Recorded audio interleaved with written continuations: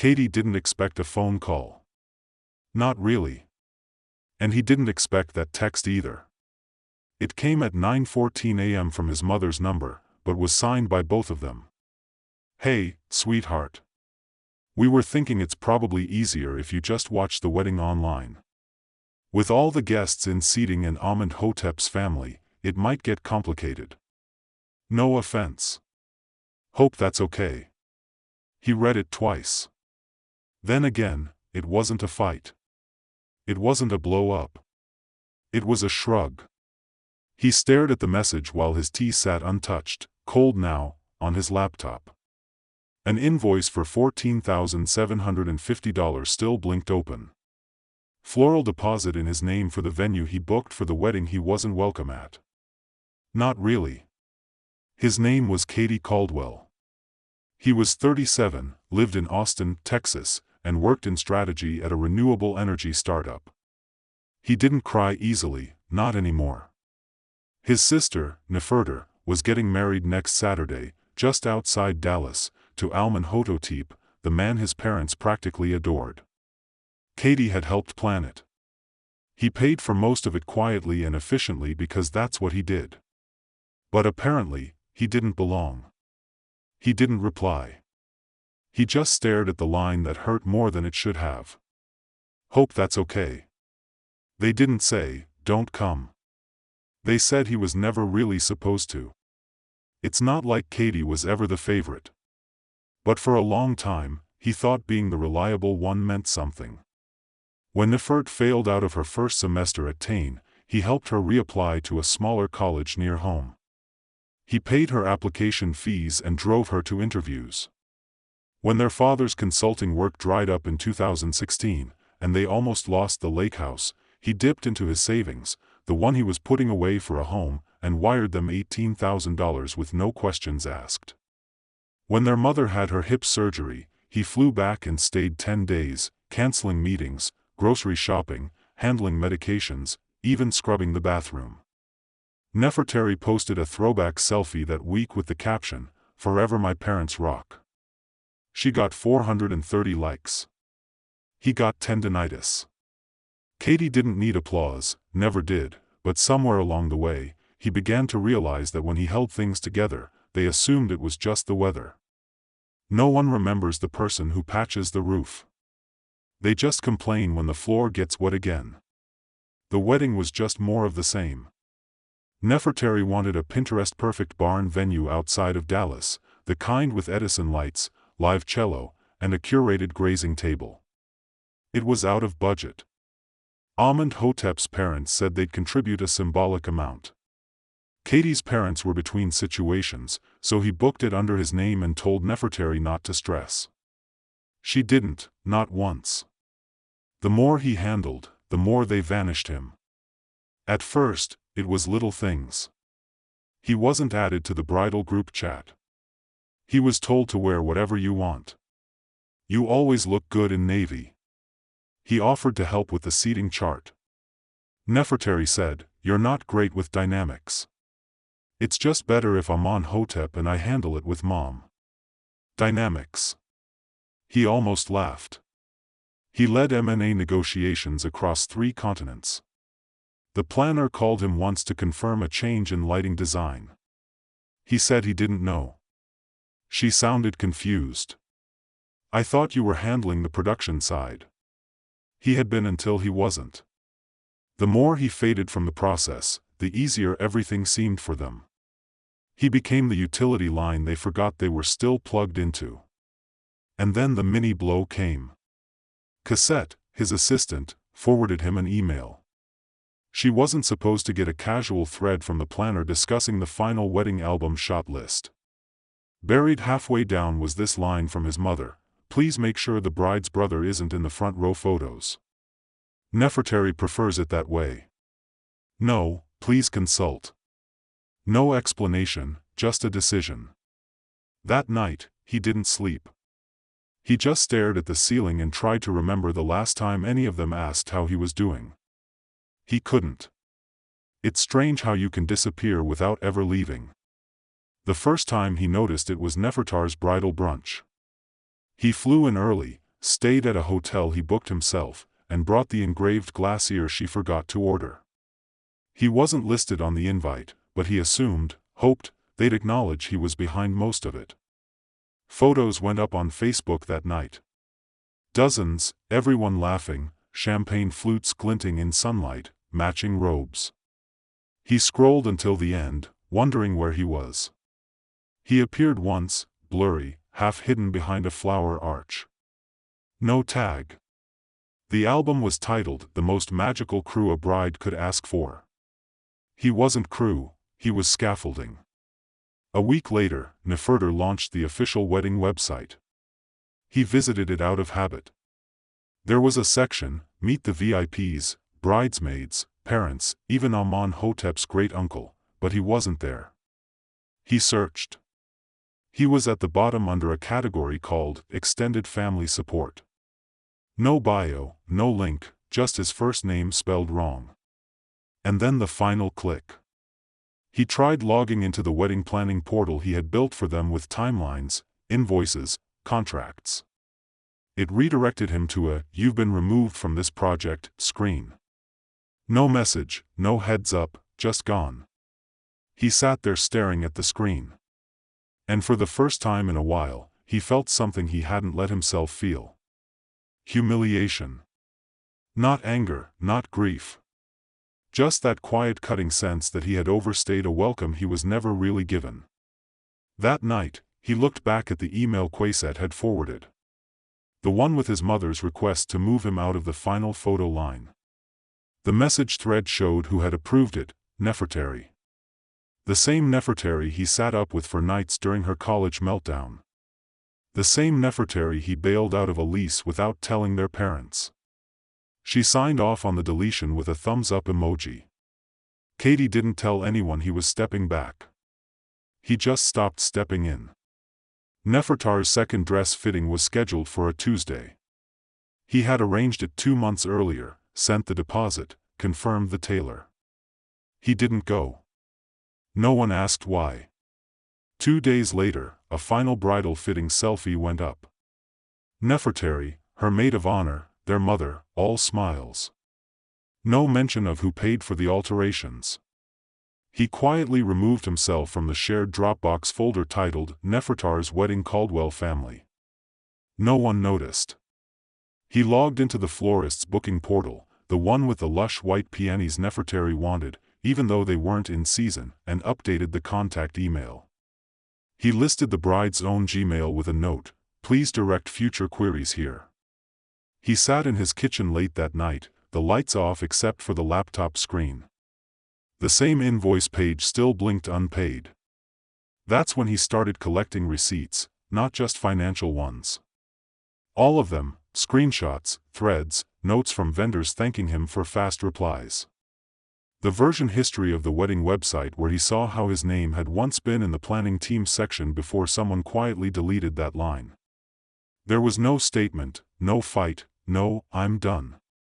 He just let go of the rope and watched. If anyone noticed it fall, they didn't. That weekend, he posted a single story to Instagram.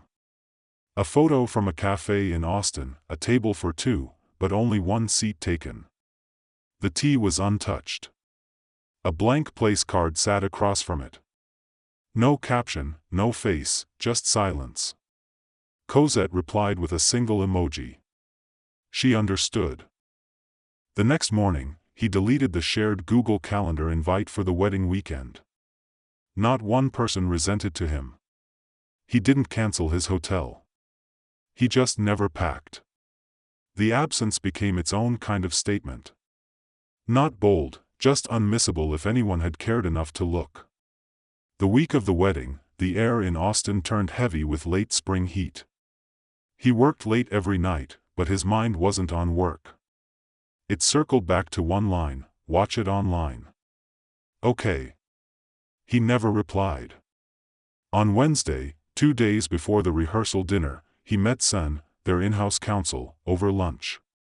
"I'm not suing anyone," he said before Sun even opened his menu. Sun laughed once. "No need. You just want to stop footing the bill." Sun walked him through the language. Simple, factual. Effectively immediately, Katie Caldwell withdraws all financial sponsorship and logistical coordination related to the wedding of Nefertari Caldwell and Amenhotep Penin. It wasn't revenge, it was clarity. The next morning, the message went out from his personal email: not work, not legal, letterhead attached, confirmation numbers, cancellations, voided invoices. Vendors copied, timeline included. By Friday, the cracks were visible. He got his first message from the wedding planner, a woman named Kia he'd never met in person, but who had relied on him for 6 months. "Hi, Katie. Just received your note. Are you sure you want to withdraw entirely? Some elements may be hard to replace this close." No greeting, no warmth, just panic veiled as politeness. He didn't respond. That afternoon, his phone rang. It was his mother. He watched it ring 5 times, then go quiet. She didn't leave a voicemail. By Saturday morning, the day of the wedding, the unraveling had begun. The florist called Nefertari's number at 6:42 a.m. to confirm delivery. The credit card declined. The string quartet cancelled. No final payment received. The shuttle vans from the hotel stopped service. Booking voided. The barn venue, the one he had placed the original deposit on, remained open, but now with a $14,750 balance due. And then came the tent. Amenhotep's parents had assumed it was taken care of. It wasn't. Kia tried to put it on rush order, but the supplier wouldn't release it without payment up front, and Nefertari had maxed out her own card on favors and signage. Guests arrived to find no flowers, no tent, no music, just folding chairs on hot gravel and a half-decorated altar. The photos that emerged were stark. Someone tried to salvage it with Polaroids. One showed Nefertari clutching her bouquet, store-bought tulips, with a face twisted between rage and disbelief. He watched it unfold from Big Bend National Park, 4 hours west, where he'd driven with no cell signal. Just him, a paperback, and a glass bottle of Topo Chico sweating in the sun. Quosette kept him updated by email once he got back into service. Bride's mom had a full-on breakdown. Guests started leaving after 40 minutes. Some thought it was a prank. There was no live stream. The planner hadn't paid for the package, so technically he had watched it from afar, but there was nothing to see. No ceremony, no celebration, no center. That night, Nefertari posted one photo. A blurry black and white selfie of her and Amenhotep standing in a field, captioned, "Private vows, no filters, just love." He almost respected the spin. What none of them knew was that he hadn't taken anything away. He had only withdrawn what was never truly acknowledged in the first place. They thought he disappeared, but he had only stopped carrying what was never meant to be his. It took 3 days before someone knocked. He was back in Austin, sitting on his patio with a book open and unread, when he heard the doorbell. Through the glass, he saw his father, khakis, collared shirt, same expression he wore at every holiday dinner when someone brought up politics. Behind him, his mother clutched her purse like it might get stolen. They didn't look angry, just rehearsed. "Sweetheart," his mother started, "can we come in?" He didn't move. "I have 10 minutes. They stepped inside like strangers in a museum. Everything was clean, minimal, curated. A single framed photo of him at Machu Picchu, smiling alone. "We're not here to blame," his father said. "We just want to talk, figure out how things got misunderstood." Misunderstood? As if he tripped and fell out of the wedding photos by accident. "We were under pressure," his mother added. Nefertari was stressed. "The planner messed up. It wasn't about you." He said nothing. His father, but the way things turned out, it's made Nefertari look irresponsible, ungrateful. Amenhotep's family is upset. You know how perception works. There it was. Not an apology, a request for image management. His mother leaned in slightly. If you could just put out a statement, something neutral, like you had a work conflict or preferred to let them have their space, that would really help smooth things over. She wasn't asking for forgiveness. She was asking for PR. He turned toward the hallway as Quit stepped out, holding a folder. She paused, then walked past them, laying it on the side table with a nod to him. She didn't say a word. His mother blinked. "That's your assistant?" He nodded. "One of them." Silence. And then the twist he hadn't expected. A text later that night from Aunt Hez, the one who always stood up for him at family events. The one who once whispered, "You don't deserve the way they treat you." Her message read, "Maybe don't drag this out, Katie. It's already messy. We all need to move on." Not, "We owe you an apology." Not, "How are you?" Just let it die quietly.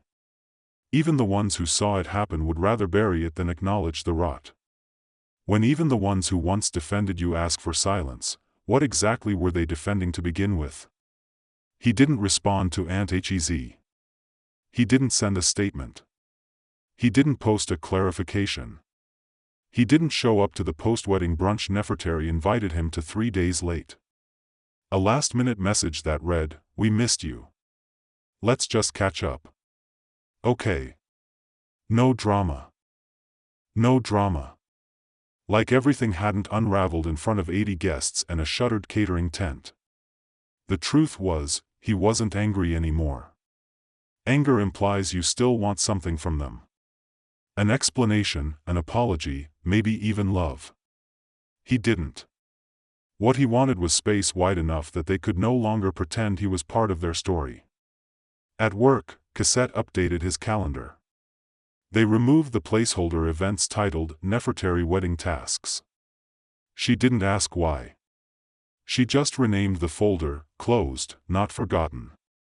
That Friday, his mother sent one final email. "Just checking in. Your father and I are still your parents, Katie. We love you. Please don't let this divide us forever." He sat with that line for a while. He thought about everything he'd funded, carried, organized. He thought about that RSVP list, about the planner email, about Amenhotep's toast where he thanked everyone who made this day possible and never once mentioned him. Then he typed one sentence, "I was always there. You just built a life that worked better when I wasn't." He didn't sign it with love. He didn't press send. He printed it, folded it, slipped it into an envelope, and left it on the hallway table next to the untouched invitation for Nefertari's postponed celebration dinner. He never opened that envelope again. A week later, he walked into the small UPS store near South Congress with a single padded envelope in his hand. Inside, a thumb drive labeled in his handwriting, "Expenses Caldwell Wedding Final." Also inside, the printed letter he never sent, the one that said, "I was always there. You just built a life that worked better when I wasn't." He didn't leave a return address. He paid in cash and walked out without looking back. That evening, he cleaned out his apartment, not of things, but of shadows. He deleted the family shared album on his cloud drive, unfollowed Nefertari, muted his mother, archived the folder with venue notes and invoice breakdowns. He brewed a cup of Darjeeling and set it on the kitchen table across from an empty chair. Then he took the last wedding photo he'd ever saved, the blurry one where he stood behind the flower arch, and slid it out of its frame.